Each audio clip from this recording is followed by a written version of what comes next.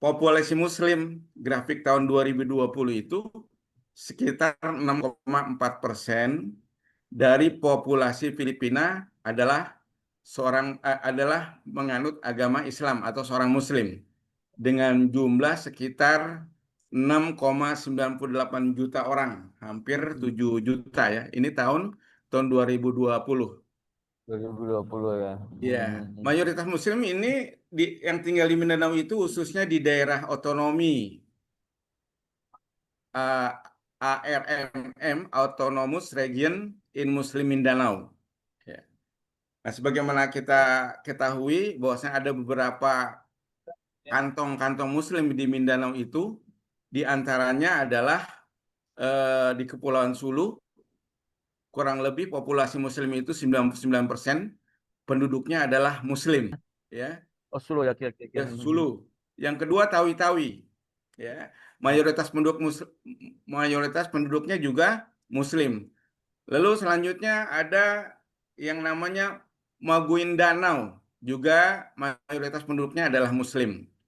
Selanjutnya Lanao del Sur, ya, di mana mayoritas penduduknya juga adalah Muslim. Lalu selanjutnya disokong oleh beberapa kelompok etnis Muslim, utamanya di Mindanao adalah Tausug, Maranao, Maguindanao, Bangui-Bangui, Otonomi dan Perjuangan. Ya. Berdasarkan pantauan kami di sini, ketika kita berinteraksi di traditional market, ya. Kalau ketika kita punya Muslim itu dia selalu nanya, kamu Muslim dari mana? Nah, oke. Mindanao atau dari Tausug, gitu kan? Nah, ini mencerminkan bahwa mereka itu adanya satu tafarruk ya, perpecahan ya, antara satu Muslim dengan Muslim itu tidak sama. Maka ketika kita bilang, oh saya NU, gitu, saya NU dari Indonesia, gitu kan. Nah, di situ dia Oke. apa namanya langsung ramah dengan kita kalau kita ini seorang Muslim dari Indonesia. Tapi kalau ketika kita ditanya kita dari Maguindanao atau dari mana, itu sepertinya mereka membatasi gitu ya, membatasi karena memang eh, kalau menurut saya perkembangan Islam di sini itu agak cukup lamban karena mereka itu eh, istilahnya masih asoibia apa namanya kesukuan ya, mementingkan Kuat. sukunya sendiri gitu loh. Tapi kalau dia apa namanya bersatu, itu insya Allah mungkin Islam di sini tuh lebih lebih maju. Hmm. Ini saya Itu lihat ya, barangkali kan petanya ya, ya, ini sejarahnya, selatan ya. Ya, ya, ya. ya, Ini selatan yang banyak muslimnya ya, ya Pak. betul. Ini. Ya. Jadi Hmm. sama-sama kita ketahui juga kenapa di sini Islam ini minoritas, ya karena memang di sini kan jajahan dari Spanyol ya, jajahan Amerika, ya.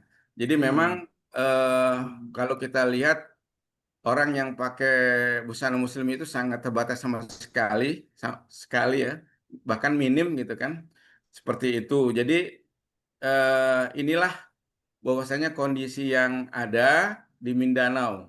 Ya.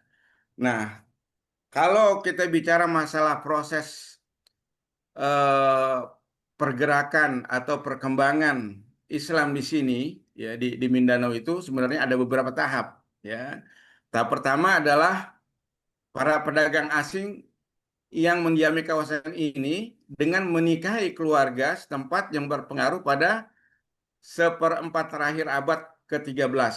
Ini tahap pertama. Lalu yang tahap kedua, pendirian kumpulan keluarga Muslim yang melakukan dakwah terhadap masyarakat setempat pada paruh kedua abad ke-14. Dan tahap ketiga, kedatangan Muslim Melayu. Nah, ini kita punya sokong juga nih dalam perkembangan Muslim di sini. Kedatangan Muslim Melayu dari Sumatera pada permulaan abad ke-15 yang ditandai dengan kedatangan Raja Baguinda dengan beberapa penasihatnya yang ahli agama. Ya, memang kalau kita lihat tadi kalau Kang Ustadz Fadian itu melihat peta, jadi memang Pulau Mindanao itu dengan apa? Sulawesi itu berdekatan ya, nggak begitu jauh ya kalau kita lihat dari peta. Ya, lalu yang keempat, Hmm. tahapan yang terakhir adalah pendirian kesultanan oleh Syariful Hasim menjelang Baik. abad ke-15. Nah, selanjutnya perkembangan Islam di era kolonial, yaitu yang pada abad ke-16 kolonial Spanyol menjajah Filipina dan menghentikan perkembangan dakwah Islam di Manila pada tahun 1570. Masya Allah. Perjuangan untuk meraih kemerdekaan telah ditempuh oleh kaum muslim selama 5 abad melawan para penguasa, termasuk Spanyol, Amerika, Jepang, dan Filipina. Hmm. Jadi ini barangkali tambahan sedikit sejarah yang pernah saya baca untuk perkembangan Islam di Pulau Mindanao khususnya.